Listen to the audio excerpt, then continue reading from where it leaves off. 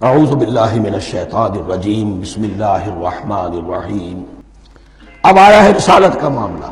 وَإِن كُنتُمْ فِي رَيْبٍ مِّمَّا نَزَّلْنَا عَلَىٰ عَبْدِنَا، اگر تمہیں رسالت محمدی پر شک ہے صلی اللہ علیہ وسلم، اس کے کیا معنی ہے؟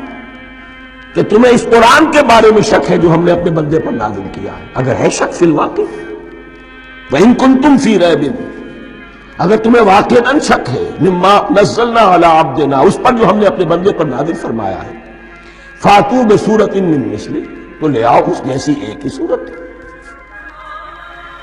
یہ ہم کل پوری تفصیل سے دیکھ چکے ہیں کہ برسبیل تنزل یہاں پہنچے ہیں۔ پہلے دو آیتیں میں نے آپ کو سنائی تھی، اس میں پورے قرآن کی مثال لانے کا چیلنج کیا گیا۔ پھر ایک آیت سنائی جس میں 10 صورتیں ہی لے آؤ۔ اب آخری درجے میں ایک صورت ہی بنا لا، اور ایک صورت تو سورۃ العصر کے مساوی بھی ہو سکتی تھی، سورۃ الکوثر کے مساوی بھی ہو سکتی تھی۔ وَادْعُوا شُهَدَاءَكُم مِّن دُونِ اللَّهِ إِن كُنتُمْ صَادِقِينَ، اور بلا لو اپنے سارے مددگاروں کو اللہ کے سوا، جن ہوں انس ہوں۔ اس لیے کہ قریش کا خیال یہ تھا کہ جو شعراء ہوتے ہیں ان کے پاس جن ہوتے ہیں، وہ جن انہیں سکھاتے ہیں، ورنہ عام آدمی تو یہ شعر نہیں کہہ سکتا۔ تو تمہارا اگر کوئی گمان ہے کوئی جنات سکھانے والے ہیں، کوئی انسان ہے، خطیب ہے، شعراء ہے، ادیب، سب کو جمع کر۔ ان کنتم صادقین، اب یہ ہے بہت ہی، جس کو میں نے کل کہا تھا، آپ کو یاد ہوگا، قرآن کا انداز کیا ہوتا ہے کہ وہ اپنے اندر جھانکنے کی دعوت دیتا ہے۔ یہ گویا کہ آنکھوں میں آنکھیں ڈال کر یہ کہا جا رہا ہے کہ حقیقت میں تمہیں کوئی شک نہیں ہے، یہ تم بات بنا رہے ہو صرف۔ اگر واقعتاً شک ہے تو آؤ میدان میں۔ حقیقت یہ ہے کہ تمہیں شک نہیں ہے۔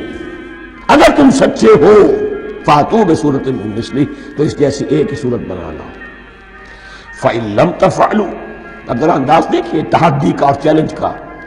پھر اگر تم یہ نہ کر پاؤ، وَلَن تفعلوا، اور ہرگز نہیں کر سکو گے، یہ چیلنج کون دے سکتا ہے؟ اللہ کے سوا کوئی نہیں دے سکتا۔ یہ انداز کسی کتاب کا نہیں ہے۔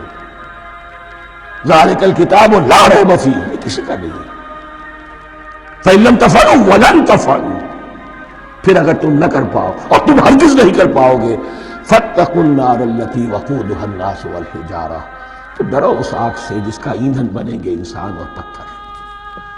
اعدت للکافرین، کافروں کے لیے تیار کر لی گئی ہے، بھڑکا دی گئی ہے۔ پتھروں کا ذکر خاص طور پر کیوں ہے؟ دو اس کے امکانات ہیں۔ آپ کو معلوم ہے کہ وہ جو پتھر کا کوئلہ ہوتا ہے اس کی آگ بڑی سخت ہوتی ہے، عام جو ہمارا یہ لکڑی کا کوئلہ ہوتا ہے اس کے مقابلے۔ اور دوسرے یہ بھی کہ چونکہ انہوں نے جو معبود تراش رکھے تھے وہ پتھر کے ہوتے تھے، تمہارے ساتھ ہی تمہارے ان معبودوں کو بھی جھونکا جائے گا، وہ بھی جلیں گے، تاکہ تمہاری حسرت کے اندر اضافہ ہو۔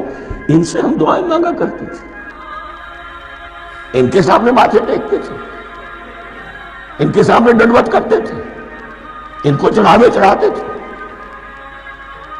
اب یہاں گویا کہ ایمان باللہ، توحید، ایمان بالرسالت اور ایمان بالآخرت۔ فاتقوا النار التي وقودها الناس والحجارة اعدت للكافرين وبشر الذين آمنوا وعملوا الصالحات، اور بشارت دے دیجئے اے نبی ان لوگوں کو کہ جو ایمان لائے اور جنہوں نے نیک عمل کیے، ان لهم جنات تجری من تحتها الانہار، کہ ان کے لیے وہ باغات ہیں کہ جن کے دامن میں ندیاں بہتی ہوں گی۔ لفظی ترجمہ ہوگا جن کے نیچے ندیاں بہتی ہوں گی۔ مراد اس سے کیا ہے؟ عام فطری باغ وہ ہوتے تھے کہ جس میں ذرا اونچائی پر جو ہے درخت لگے ہوئے ہیں اور دامن میں ندی بہ رہی ہے، تو اس سے خود بخود جو ہے وہ اریگیشن، نیچرل اریگیشن ہو رہی ہے، درختوں کے جڑوں تک پانی پہنچ رہا ہے۔ بہرحال ترجمہ آپ لفظی کریں، ان کے نیچے ندیاں بہتی ہوں گی، یا یہ کہ جن کے دامن میں ندیاں بہتی ہوں گی۔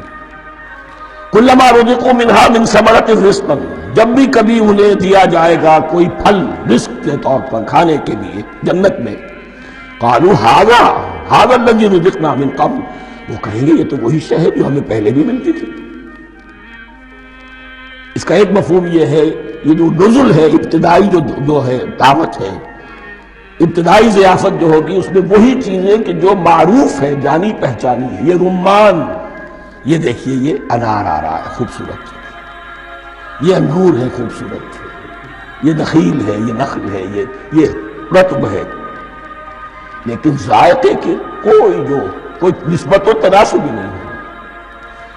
وہ کہیں گے یہ وہی شے ہے جو ہمیں پہلے ملتی تھی، وَأُتُوا بِهِ مُتَشَابِهًا، مشابہ تو ہوگی وہ، لیکن ان کے ذائقے میں زمین و آسمان کا فرق ہوگا۔